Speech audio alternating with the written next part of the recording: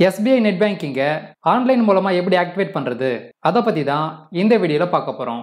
அதுக்கு முன்னாடி SBI net banking activate பண்றதுனால என்ன யூஸ் அப்படின்னு பார்க்கலாம். SBI பேங்க் வழங்கும் பல்வேறு ஆன்லைன் சர்வீஸை யூஸ் பண்ணணும் அப்படின்னா அதுக்கு நீங்க SBI நெட் பேங்கிங்கை ஆக்டிவேட் பண்ணணும். SBI நெட் பேங்கிங் சர்வீஸை ஆக்டிவேட் பண்றது மூலமா நீங்க உங்க பேங்க் அக்கவுண்ட்ல இருந்து இன்னொரு பேங்க் அக்கவுண்ட்டுக்கு ஆன்லைன் மூலமாவே மணி டிரான்ஸ்ஃபர் பண்ண முடியும். மேலும் ரீசார்ஜ் பண்றது, பில் பே பண்றது, ஆன்லைன் மூலமா ஏடிஎம் கார்டு அப்ளை பண்றது, ஏடிஎம் கார்டோட பின் நம்பரை சேஞ்ச் பண்றது, மொபைல் நம்பரை சேஞ்ச் பண்றது, இந்த மாதிரி பல்வேறு சர்வீஸை நீங்க ஆன்லைன் மூலமாவே பெற முடியும். இப்போ SBI நெட் பேங்கிங்கை எப்படி ஆக்டிவேட் பண்றதுன்னு பார்க்கலாம். நீங்க உங்க ப்ரௌசரை ஓபன் பண்ணி அதுல SBI லாகின் அப்படின்னு டைப் பண்ணிட்டு சர்ச் பண்ணுங்க. சர்ச் பண்ணதுக்கு அப்புறம் உங்களுக்கு ஃபர்ஸ்ட்ல ஒரு வெப்சைட் வரும். அந்த வெப்சைட்டை கிளிக் பண்ணுங்க.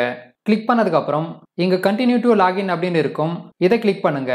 கிளிக் பண்ணதுக்கு அப்புறம் SBI நெட் பேங்கிங்கோட லாகின் பேஜ் ஓபன் ஆகும். நீங்க ஏற்கனவே SBI நெட் பேங்கிங்கை ஆக்டிவேட் பண்ணிருந்தீங்க அப்படின்னா உங்க யூசர் நேம் மற்றும் பாஸ்வேர்டை டைப் பண்ணிட்டு லாகின் பண்ணலாம். சப்போஸ் நீங்க இப்பதான் first time net banking activate பண்ண போறீங்க அப்படின்னா இந்த இடத்துல இருக்கிற நியூ யூசர் அப்படின்றத கிளிக் பண்ணுங்க. கிளிக் பண்ணதுக்கு அப்புறம் உங்களுக்கு ஒரு பாப்அப் விண்டோ ஓபன் ஆகும். இதுல என்ன சொல்லியிருக்காங்க அப்படின்னா உங்களுக்கு ஏற்கனவே பேங்க் தரப்புல இருந்து ப்ரீ பிரிண்டட் கிட்ட கொடுத்திருந்தாங்க அப்படின்னா இந்த லிங்கை நீங்க யூஸ் பண்ணக்கூடாது. சப்போஸ் பேங்க் தரப்புல இருந்து நெட் பேங்கிங்கான கிட்ட கொடுக்கல அப்படின்னா ஓகே அப்படின்றத கிளிக் பண்ணுங்க. கிளிக் பண்ணதுக்கு அப்புறம் உங்களுக்கு இன்னொரு பாப்அப் விண்டோ ஓபன் ஆகும். இதுல இந்த இடத்துல வந்து டிஃபால்ட்டாவே நியூ யூசர் ரிஜிஸ்ட்ரேஷன் அப்படின்னு இருக்கும். இதை அப்படியே விட்டுடுங்க. அடுத்து கீழே வந்து நெக்ஸ்ட் அப்படின்ற பட்டனை கிளிக் பண்ணுங்க. கிளிக் பண்ணதுக்கு அப்புறம் உங்க பேங்க் அக்கவுண்ட் டீடைல்ஸை என்டர் பண்றதுக்கான பேஜ் ஓபன் ஆகும். இதுல ஃபர்ஸ்ட்ல வந்து அக்கவுண்ட் நம்பர். இந்த இடத்துல உங்க பேங்க் அக்கவுண்ட் நம்பரை டைப் பண்ணுங்க. டைப் பண்ணிட்டு அது கீழே பாத்தீங்க அப்படின்னா CIF நம்பர். இந்த CIF நம்பர் வந்து உங்க பேங்க் பாஸ்புக்ல இருக்கும். அந்த CIF நம்பரை இந்த இடத்துல டைப் பண்ணுங்க. அடுத்து பிரான்ச் கோட். இந்த பிரான்ச் கோடும் உங்க பேங்க் பாஸ்புக்ல இருக்கும். அந்த பிரான்ச் கோடை இந்த இடத்துல டைப் பண்ணுங்க. சப்போஸ் உங்களுக்கு பிரான்ச் கோட் தெரியல அப்படின்னா இந்த இடத்துல வந்து கெட் பிரான்ச் நேம் அப்படின்ற ஒரு பட்டன் இருக்கும். அதை கிளிக் பண்ணுங்க. கிளிக் பண்ணதுக்கு அப்புறம் இன்னொரு பேஜ் ஓபன் ஆகும். இதுல லொகேஷன் அப்படின்ற இடத்துல வந்து உங்க டிஸ்ட்ரிக்ட் நேமை சூஸ் பண்ணுங்க. அடுத்து அது கீழே பாத்தீங்க அப்படின்னா பிரான்ச் நேம். இதை கிளிக் பண்ணீங்க அப்படின்னா உங்க டிஸ்ட்ரிக்ட்ல இருக்கக்கூடிய எல்லா பிரான்ச்சோட பேரும் ஷோ ஆகும். இதுல உங்க பிரான்ச் நேமை செலக்ட் பண்ணுங்க. செலக்ட் பண்ணதுக்கு அப்புறம் இந்த இடத்துல உங்க பிரான்ச் கோட் வந்துடும். இப்போ சப்மிட்டை கிளிக் பண்ணுங்க. கிளிக் பண்ணதுக்கு அப்புறம் உங்க பிரான்ச் கோட் வந்து ஆட்டோமேட்டிக்காவே ஃபில் ஆயிடும். அடுத்து கண்ட்ரி அப்படின்ற இடத்துல வந்து இந்தியா அப்படின்றத சூஸ் பண்ணுங்க. அடுத்து மொபைல் நம்பரை என்டர் பண்ணுங்க. அதாவது உங்க பேங்க் அக்கவுண்ட்ல நீங்க எந்த மொபைல் நம்பரை பதிவு பண்ணிருக்கீங்களோ அந்த மொபைல் நம்பரை என்டர் பண்ணுங்க. என்டர் பண்ணிட்டு ஃபெசிலிட்டி அப்படின்ற இடத்துல வந்து ஃபுல் டிரான்சாக்ஷன் ரைட்ஸ் அப்படின்றத சூஸ் பண்ணுங்க. அடுத்து கேப்ஸா இருக்கும். அந்த கேப்ஸாவை ஃபில் பண்ணுங்க.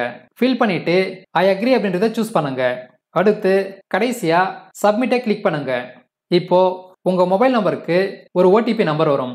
அந்த OTP நம்பரை என்டர் பண்ணிட்டு கன்ஃபார்ம் அப்படின்றத கிளிக் பண்ணுங்க. கிளிக் பண்ணதுக்கு அப்புறம் அடுத்த பேஜ் ஓபன் ஆகும். இதுல ஆக்டிவேஷன் டைப்பை சூஸ் பண்ணுங்க.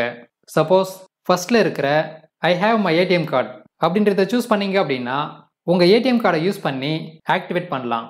சப்போஸ் ரெண்டாவதா இருக்கக்கூடிய I don't have my ATM card அப்படின்றத சூஸ் பண்ணீங்க அப்படின்னா நீங்க பிரான்ச்சுக்கு போயிட்டு தான் ஆக்டிவேட் பண்ணணும். உங்ககிட்ட ATM கார்டு இருக்கு அப்படின்னா ஃபர்ஸ்ட் ஆப்ஷனை சூஸ் பண்ணுங்க. சூஸ் பண்ணிட்டு சப்மிட் அப்படின்றத கிளிக் பண்ணுங்க. அடுத்து இந்த பேஜ்ல வந்து உங்களோட ATM கார்டை சூஸ் பண்ணுங்க. சூஸ் பண்ணிட்டு கன்ஃபார்ம் அப்படின்றத கிளிக் பண்ணுங்க. அடுத்து இந்த பேஜ்ல வந்து உங்க ATM கார்டு டீடைல்ஸ் என்டர் பண்ணுங்க. அதாவது card holder name, expiry date மற்றும் பின் நம்பர் இதையெல்லாம் என்டர் பண்ணிட்டு அது கீழே கேப்ஸா இருக்கும். அந்த கேப்ஸாவை ஃபில் பண்ணுங்க. ஃபில் பண்ணிட்டு ப்ரொசீட் அப்படின்ற பட்டனை கிளிக் பண்ணுங்க. நீங்க என்டர் பண்ண ATM கார்டு டீடைல்ஸ் வந்து கரெக்டா இருந்துச்சு அப்படின்னா your debit card validation is success அப்படின்ற மெசேஜ் வரும். இப்போ கிளிக் ஹியர் அப்படின்றத கிளிக் பண்ணுங்க. அடுத்து கடைசியா நெட் பேங்கிங்கோட யூசர் நேம் மற்றும் லாகின் பாஸ்வேர்டை செட் பண்ணணும். யூசர் நேம்க்கு வந்து கேபிட்டல் லெட்டர், ஸ்மால் லெட்டர் மற்றும் நம்பர் எதை வேணும்னாலும் யூஸ் பண்ணிக்கலாம். சப்போஸ் எல்லாமே கலந்திருக்கிற மாதிரியும் செட் பண்ணிக்கலாம். யூசர் நேமை ஒரு முறை நீங்க செட் பண்ணிட்டீங்க அப்படின்னா அதுக்கப்புறம் அதை மாற்ற முடியாது. அதனால யூசர் நேம் வந்து உங்களுக்கு எளிமையா ஞாபகத்தில் இருக்கிற மாதிரி செட் பண்ணிக்கோங்க. உங்க யூசர் நேமை டைப் பண்ணிட்டு அது கீழே இருக்கிற செக் யூசர் நேம் அவைலபிலிட்டி அப்படின்றத கிளிக் பண்ணுங்க. கிளிக் பண்ணதுக்கு அப்புறம் நீங்க டைப் பண்ண யூசர் நேம் வந்து ஏற்கனவே யாராவது யூஸ் பண்ணிட்டு இருந்தா யூசர் நேம் நாட் அவைலபிள் அப்படின்னு வரும். இந்த மாதிரி வந்துச்சு அப்படின்னா நீங்க யூசர் நேமை சேஞ்ச் பண்ணணும். சப்போஸ் நீங்க டைப் பண்ண யூசர் நேமை யாரும் யூஸ் பண்ணல அப்படின்னா உங்களுக்கு யூசர் நேம் இஸ் அவைலபிள் அப்படின்னு வரும். அடுத்து அது கீழே ஒரு செக் பாக்ஸ் இருக்கும். அதை கிளிக் பண்ணி டிக் பண்ணிக்கோங்க. அடுத்து லாகின் பாஸ்வேர்டை என்டர் பண்ணுங்க. இந்த லாகின் பாஸ்வேர்டு வந்து capital letter, small letter, numbers மற்றும் சிம்பல் இது எல்லாமே கலந்த மாதிரி இருக்கணும். அதுக்கான எக்ஸாம்பிள் பாஸ்வேர்டு வந்து இதுதான். அடுத்து அது கீழேயும் அதே பாஸ்வேர்டை டைப் பண்ணுங்க. டைப் பண்ணிட்டு சப்மிட் அப்படின்றத கிளிக் பண்ணுங்க. இப்போ எஸ்பிஐ நெட் பேங்கிங்கை சக்ஸஸ்ஃபுல்லாக ஆக்டிவேட் பண்ணிட்டீங்க. அடுத்து நீங்கள் நெட் பேங்கிங் ஆக்டிவேட் பண்ணியிருந்தாலும் ஃபர்ஸ்ட் டைம் லாகின் பண்ணும்போது ப்ரொஃபைல் பாஸ்வேர்டை செட் பண்ணணும். அதை எப்படி செட் பண்ணுறதுன்னு பார்க்கலாம். இதை க்ளோஸ் பண்ணிவிட்டு நெட் பேங்கிங்கோட லாகின் பேஜை ஓப்பன் பண்ணுங்க. ஓப்பன் பண்ணிவிட்டு உங்களோட யூசர் நேம் மற்றும் பாஸ்வேர்டை டைப் பண்ணுங்க. அதாவது நீங்கள் நெட் பேங்கிங் ஆக்டிவேட் பண்ணும்போது யூசர் நேம் மற்றும் பாஸ்வேர்டை செட் பண்ணியிருப்பீங்க. அந்த யூசர் நேம் மற்றும் பாஸ்வேர்டை இந்த இடத்துல டைப் பண்ணுங்க. டைப் பண்ணிவிட்டு அது கீழே கேப்ஸா இருக்கும். அந்த கேப்ஸாவை ஃபில் பண்ணுங்க.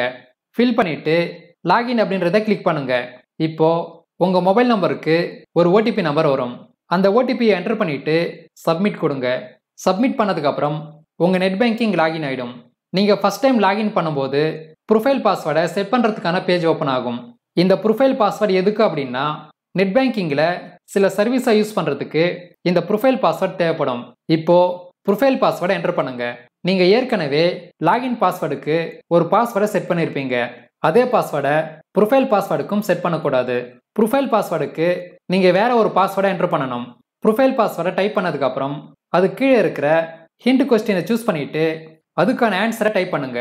இது எதுக்கு அப்படின்னா சப்போஸ் நீங்கள் ப்ரொஃபைல் பாஸ்வேர்டை மறந்துட்டா இந்த ஹிண்ட் கொஸ்டினை யூஸ் பண்ணி ப்ரொஃபைல் பாஸ்வேர்டை ரீசெட் பண்ண முடியும்.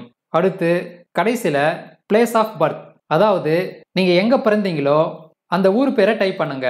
டைப் பண்ணிவிட்டு சப்மிட் அப்படின்றத கிளிக் பண்ணுங்க. இப்போது உங்கள் ப்ரொஃபைல் பாஸ்வேர்டை சக்ஸஸ்ஃபுல்லாக செட் பண்ணிட்டீங்க. இதுக்கப்புறம் நீங்கள் நெட் பேங்கிங்கை யூஸ் பண்ண ஸ்டார்ட் பண்ணலாம்.